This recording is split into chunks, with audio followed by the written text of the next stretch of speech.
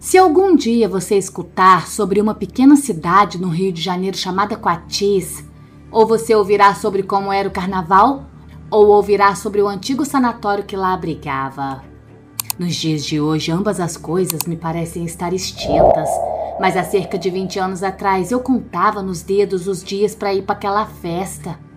Viajar para Quatis durante o carnaval era uma ideia que tínhamos há anos. Eu e 6 amigos meus já havíamos ido para todas as pequenas cidades do sul de Minas. E foi numa dessas cidades que conhecemos uma garota que nos falou sobre o carnaval de Quatis.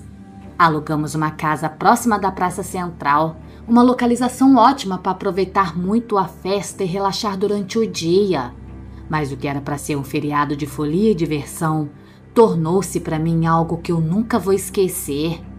Meu nome é Leandro, essa aqui é minha história. Chegamos em Quatis numa tarde de sexta-feira. A cidade já estava toda movimentada, as ruas decoradas, os banheiros químicos sendo instalados, os palcos montados. Como estávamos no centro, acompanhávamos tudo. A música daquele carnaval em alta era Sorte Grande, da Ivete Sangalo, e de hora em hora ela tocava. A casa que alugamos era antiga, porém muito charmosa. Tinha 2 andares, uma varanda espaçosa que ficava de frente para a praça. Quando entramos, percebemos que o lugar tinha um cheiro estranho, algo entre mofo e outra coisa que eu não conseguia saber. Mas ninguém deu muita importância para aquilo, porque a casa estava fechada e nós estávamos empolgados demais. As meninas começaram a ajeitar as coisas enquanto os garotos e eu descarregávamos. No primeiro dia correu tudo bem. Passamos o resto da tarde bebendo e à noite já estávamos daquele jeito. Saímos para o bloco e já naquele dia me impressionei de como lotava tal festa. Voltamos para casa exaustos, só que foi tudo uma delícia. Acordamos meio-dia do sábado.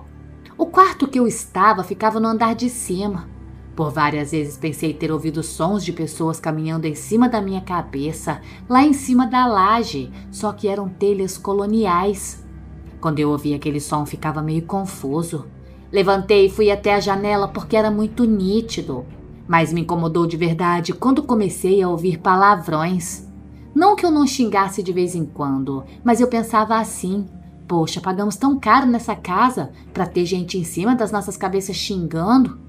Acordamos e já começamos a beber de novo. Sentamos ali na varandinha e fomos só descendo. Lembro de uma hora entrar na casa e ouvir conversa lá do meu quarto. Só que eu tinha certeza que estava todo mundo na varanda. Só o Celso que não estava lá, porque ele tinha ido para uma cachoeira com a namorada dele. Deixei aquilo para lá e voltei para a varanda também. Bebemos até umas 17 horas e eu resolvi subir para descansar um pouco para a noite. Antes de entrar no quarto, a porta bateu bem na minha cara, como se alguém a empurrasse com força para cima de mim. Isso porque não ventava para fazer aquilo, e realmente era como se alguém empurrasse a porta. Tentei abrir e nessa hora ela não abriu. Com certo esforço consegui fazer com que abrisse, só que quando entrei senti-me extremamente mal. Desci e acabei cochilando na sala mesmo. Quando eu acordei, não havia ninguém dentro da casa. Tava todo mundo louco de cachaça na praça. Fui tomar meu banho e então tudo intensificou. Não era mais conversas ao longe apenas, elas estavam dentro da casa. Eu desligava o chuveiro e as vozes paravam. Eu ligava e recomeçava. Enrolei na toalha e saí porque estava ficando com medo daquilo. Nessa hora quase infartei. Rosana, que era uma das moças que estava com a gente, estava de olhos arregalados, perguntando se eu também estava ouvindo aquilo tudo. Falei que sim. Depois nós subimos. Quando cheguei ao corredor do segundo andar, tudo estava silencioso. Rosana estava realmente com medo, assim como eu. Eu não estava imaginando coisas. Fomos para a rua juntos. Nos divertimos ainda mais do que na sexta. Estava lotada a festa. Chegamos em casa e nem me dei conta de nada. Fui dormir, estava morto. Acordei somente 4 horas da tarde. Tava todo mundo dessa vez na cachoeira. Quando me levantei, percebi que tinha presenças no corredor. Fui olhar e vi que algo correu para dentro do quarto das meninas. Bati a minha porta desesperado. Agora eu tinha certeza. Aquela casa ali era assombrada, não era possível. Olhei pela janela para a praça e estava lotada. Tudo que eu queria era descer, sair daquela casa, mas tinha de passar por aquele corredor e eu estava morrendo de medo. Minha sorte foi que um outro amigo foi à casa para buscar gelo e eu aproveitei para sair com ele. Nada contei, no entanto. Sabia que ele ia me zoar. Deixei quieto, mas eu não queria mais estar naquela casa. Quando foi domingo à noite, a festa estava chata. Acho que estávamos cansados, mas a segunda prometia. É que seria o dia da famosa caminhada ecológica. Era uma volta inteira na cidade com um trio elétrico tocando, enquanto caminhávamos e bebíamos ao som de axé. Um caminhão-pipa de água molhava todo mundo por conta do calor. Eu não arredei o pé para casa enquanto todo mundo não foi. Mas daquela noite eu comecei a ouvir coisas como arranhões na parede, como se alguém tivesse preso e quisesse sair. Para piorar ainda, ficamos sem luz. Definitivamente eu queria ir embora daquela casa, mas ainda tinha segunda e terça-feira. Eu não conseguiria convencê-los. A única coisa que me acalmava era uma oração de São Bento que minha mãe tinha me ensinado e que eu carregava sempre na carteira. Lembro que pedia perdão para ele por estar rezando bêbado, mas mesmo estando naquele estado, a casa me incomodava demais. Só que o ponto culminante aconteceu depois da caminhada ecológica. Era o penúltimo dia de carnaval e todos estavam mais animados que nunca. Bebemos, dançamos e nos divertimos muito.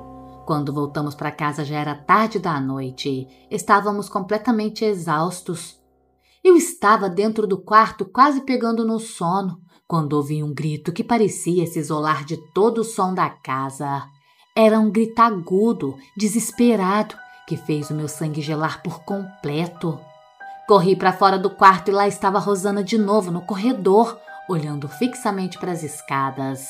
A menina estava pálida e tremia. "Você ouviu isso?" ela perguntou. Eu balancei a cabeça que sim. "O cheiro. Tá sentindo esse cheiro de novo?" ela disse. Eu não estava. "Esse cheiro podre." Neguei mais uma vez. "Por que ninguém tá falando disso afinal?" Eu perguntei para ela, que deu de ombros. "Não sei. Só sei que eu tô doida para ir embora daqui." "Então vamos," eu sugeri. "Vamos de ônibus," falei para ela. Na mesma hora, a Rosana concordou. Só que quando fomos falar com os outros, eles estranharam muito. Contamos o que estava acontecendo e uma outra garota disse algo que sabia daquela casa. Falou que tinha uma história de que uns 10 anos atrás uma família morava ali. Que todos sabiam que eles brigavam muito, que os vizinhos costumavam ouvir gritos e discussões vindo da casa. Um dia todos simplesmente desapareceram, exceto o filho mais velho, que parecia ter problemas mentais. Foi encontrado falando coisas desconexas e nunca acreditaram no que ele disse que aconteceu dentro da casa. Foi então internado no hospital psiquiátrico que tinha ali mesmo na cidade de Coatis. Aquela história me deixou com medo. O que aquele garoto tinha visto afinal? Na praça, a Rosana e eu perguntamos para o dono do botequim se ele sabia algo sobre aquilo. Ainda relutante, ele resolveu nos falar. Disse que o menino que morava na casa ainda vivia no hospital. Aqueles tempos ele ainda funcionava. Falou pra gente que ia nos falar porque a festa estava acabando, mas que geralmente ele não fazia aquilo. O homem então contou que o menino disse que a família tinha sido amaldiçoada, que ele contava que o pai havia feito um pacto para ganhar muito dinheiro e que teria ganhado, mas que o preço fora alto demais. Contou para a cidade toda que sombras havia levado todos embora, que os arrastou pela casa dando voltas e voltas e depois adentrou o chão com eles. O menino repetiu isso para todo mundo que perguntava. Falou que pouparam apenas a vida dele. Depois que eu vi essa história, nunca mais voltei a Coatis. O carnaval, que para mim antes era um período de alegria e diversão, ficou marcado por um dos episódios mais aterrorizantes da minha vida. Até hoje, quando escuto a música da Ivete Sangalo que fala poeira, poeira, eu tenho um mal-estar muito grande. Talvez sejam apenas memórias ruins, ou talvez sejam as tais sombras que, mesmo sem se mostrarem a mim, conseguiram de fato me atordoarem.